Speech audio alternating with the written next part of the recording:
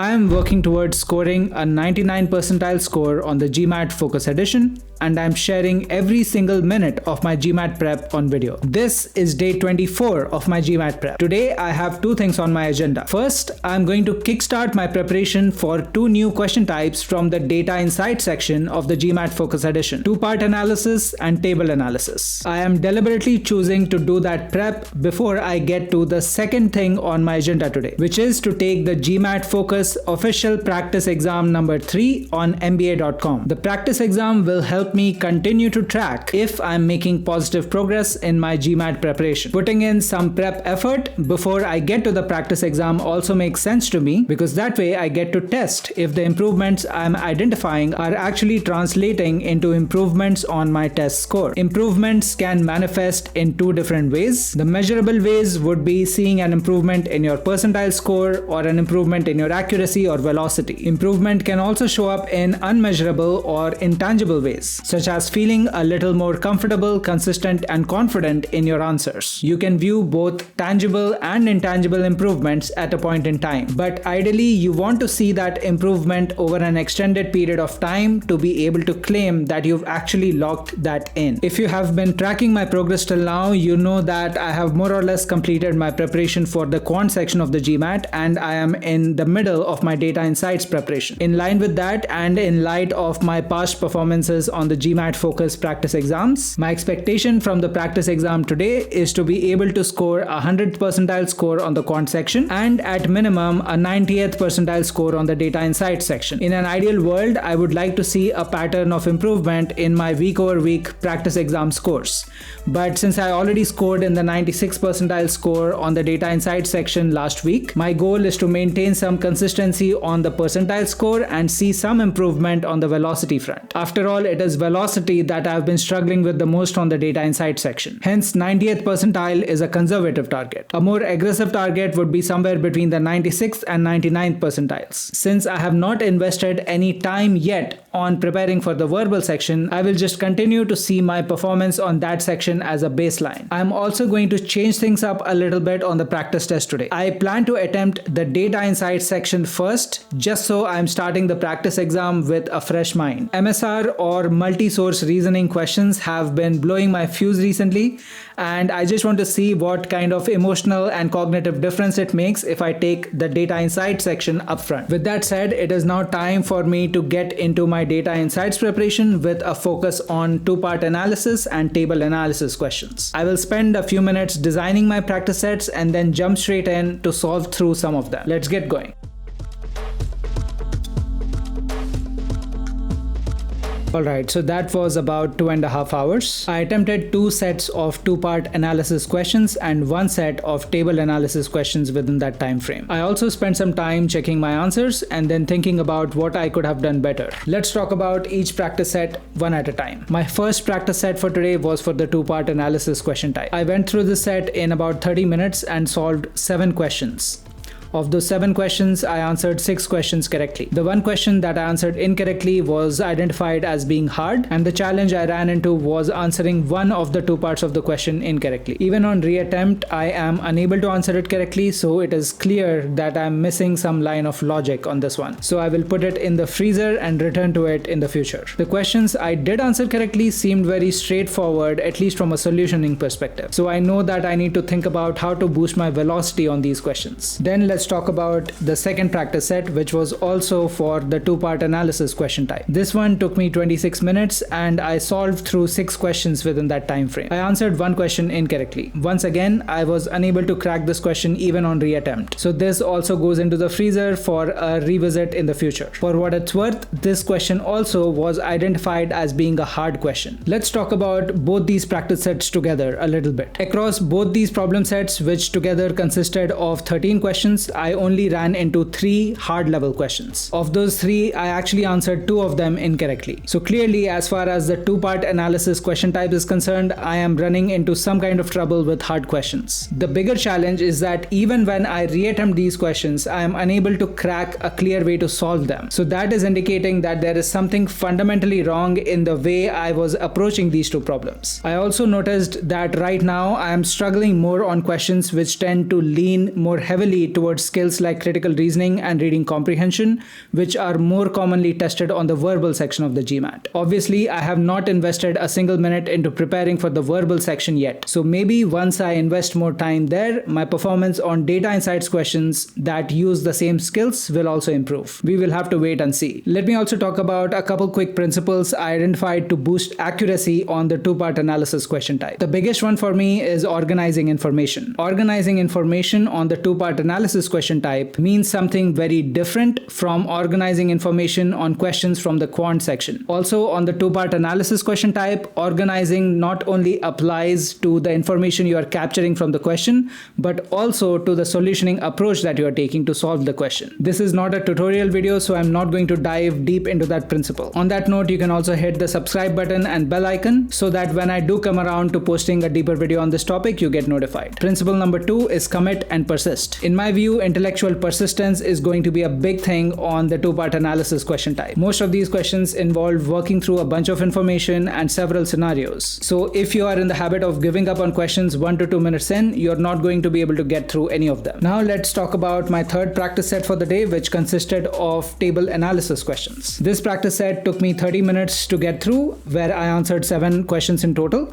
I was able to answer all of those questions right. The good thing was that these 7 questions consisted of a good mix of easy, medium, and hard questions, and I still did not run into major trouble. Based on that limited experience, my hypothesis is that the table analysis question type might be an area of strength for me going forward. Just going by the nature of questions, I think I should be able to answer 100% of table analysis questions correctly. So while I might be feeling confident on this question type from an accuracy standpoint, the question is, can I boost my velocity enough so that I can get through the data insights section within the allocated time frame? Looking at my performance metrics from this video as well as some of my previous days of GMAT preparation, it is clear that I am currently lagging on velocity across almost all data insights question types. Just looking at the 3 practice sets today, it took me an average of 4.5 minutes to get through each question. That is just insane given that the final GMAT focus only gives you about 2 minutes and a quarter per question for the data insight section. I do have some initial thoughts on how I can design my process for both two-part analysis and table analysis questions, and how that process might help me boost my velocity across both question types. Because I'm a little short on time today and I do want to prioritize giving the GMAT focus official practice test, I will reserve time tomorrow to conduct a deeper performance analysis on the 3 practice sets that I went through today. There is one other thing that is worth mentioning. I'm still getting acquainted with the features of the online question bank as I use it to practice questions for the data insight section. As you know, I was using the physical official guide to practice questions for the quant section. I did make some errors while using the online question bank, and as a result, some of the metrics that you are seeing are not very easy to read. For example, when you see negative times against questions on this table analysis practice set, that actually doesn't mean anything. I believe the reason these are showing up as negative times is because I had started this practice set selecting unlimited as the time limit. I also had to reset some question types because of issues like this. As far as learning to use the online question bank is concerned, I am pretty much in a state where I'm trying to build a parachute while being in free fall. In other words, I'm trying to figure out what the best way to use the online question bank for GMAT preparation is, even as I use it for my GMAT preparation. So please expect to see errors on that front in this series of videos. I will eventually get to a point where I understand the features of the online question bank, and when I do, I intend to make a video on how to use the online question bank well to assist with your GMAT preparation. As I had mentioned before, I still do not own GMAT Focus official practice exams 3 through 6, so I'm going to go to mba.com as a first step and make a purchase before I attempt practice exam number 3.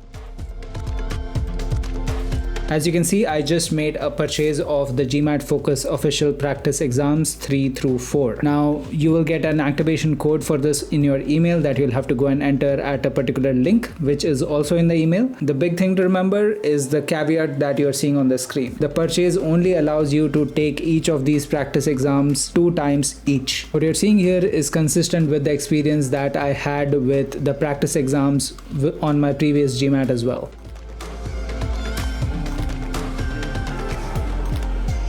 Alright, that was another 2.5 hours. Let's get straight to my test scores from practice exam 3. As you are seeing, my overall score actually dropped from 705 on practice exam 2 to 695 on practice exam 3. On the quant section, I was at the 100th percentile on practice exam 2, that went down to the 94th percentile.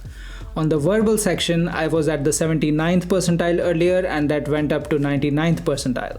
And on data insights, I went down from being at the 96th percentile to 84th percentile. My overall score is alright, but below my target. It is borderline at this point, standing at the 98th percentile. Because this was a practice exam and not a practice set, I am not going to get into which questions I answered incorrectly and why. I will focus purely on what my exam experience was like and how I can continue to improve that. The reason for not doing a deeper performance analysis is simple. I plan to give this practice exam again in the week before my final GMAT test. If I get into performance analysis at this point of time, I will accidentally end up memorizing some of these questions and knowing their answers. I do not want to do that because it makes sure that when I give this practice exam again, every question surprises me to the maximum extent possible. That will create a final exam-like experience, which is what you need when taking a practice exam. With that caveat, here are some of my key observations and what I want to improve on going forward. This was the first time that I experimented with taking the data insight section before both the quant and verbal sections. The experiment was a great success in telling me that it is a terrible idea for me. Here is what happened.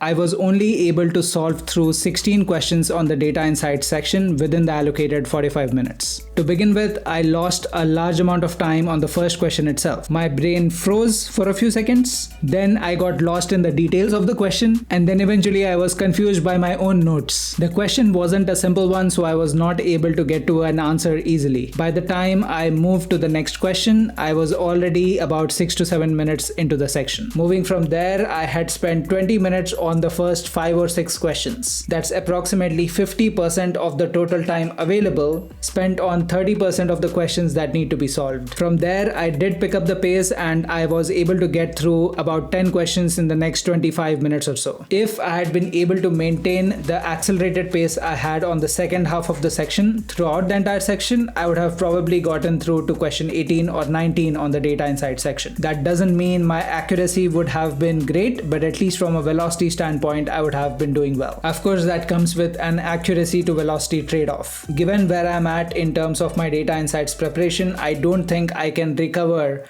from a point where I've taken 20 minutes to solve 6 questions. So I absolutely need to do better as far as managing time on the early questions of the data insight section is concerned. For what it's worth, what I did do well today is I ensured that I marked answers against all the questions on the section within the 45 minutes. Even though my guesswork on questions 17 to 20 was all wrong and made within a space of a minute or so, it helped me avoid the penalty that GMAT imposes for not answering all questions in a given section. That is an important time management thing that you absolutely need to do on the GMAT. Here are some other small details that I want to improve on next time. You may have noticed this thing earlier in this video, but today I was using a pen with a very thick stroke. Let me show you a few pages from all the GMAT scratch work that I have done till date in my preparation. First, here are some of the notes from the data insight section of the practice exam I just took. Second, some notes from the table analysis practice set, which I was solving earlier in this video. Third, a page from early days of my GMAT prep where I was solving through some quant questions. And finally, some notes from the quant section of the practice exam I just took. As you might have noticed, I was using a thicker pen on the data insight section of the practice exam. To be specific, the notes you're seeing are written with a pen of stroke thickness of 1 mm. Through most of my GMAT preparation, I have been using pens of thickness 0.6 millimeters or 0.4 millimeters. I have been leaning towards thicker strokes because I know I am making these videos and I want you to be able to see my notes through this overhead camera above me. My thinking was that using a ballpoint pen would make it hard for anybody to decipher what I was writing on a video. Having said all of that, you can also see that the density of information per page is much higher when I'm using pens with thinner strokes. That protects me from frustration and also saves me time in small ways because I don't have to flip as many pages. I was experimenting using the thickest pen I had today, but going forward, I will make a trade-off and use pens with thinner strokes. The second thing I want to work on is ensuring that I hit the ground running with the data insight section. Unfortunately, there simply isn't enough time on this section for me to start slow and then accelerate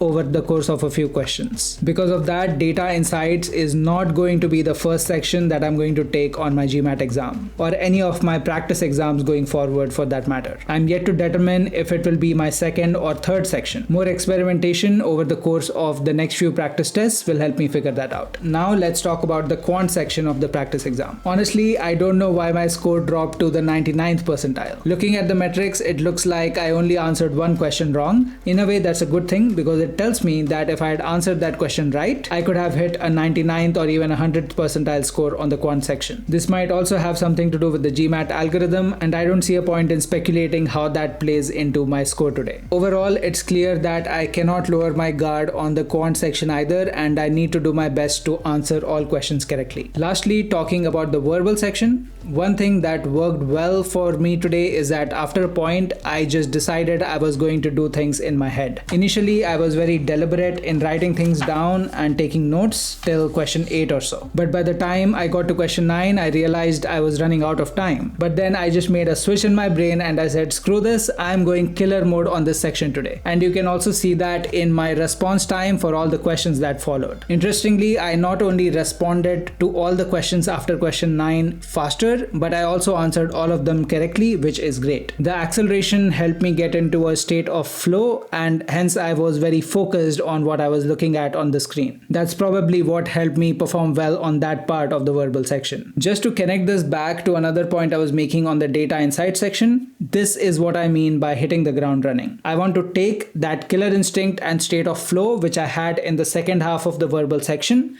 and apply that from the get-go on the data insight section. That might be one of the things that will help me get over the velocity challenge on the data insight section of the GMAT. It is not easy, but with enough practice, I think it is feasible. The only way to find out is to keep trying, and that is what I plan to do. Alright, so that is all for today. It was not the most ideal outcome from the practice exam, but I got to test some ideas such as the order in which to take the various sections and how to manage time better on each section. I think that is valuable feedback and I'm happy to take it. Remember that failure is useful only if you learn something actionable from it. Otherwise, failing often is just practicing to fail more. Remember to hit like, subscribe and bell. If you have any questions, click on the Ask Me Anything link in the video description. I will see you in the next video.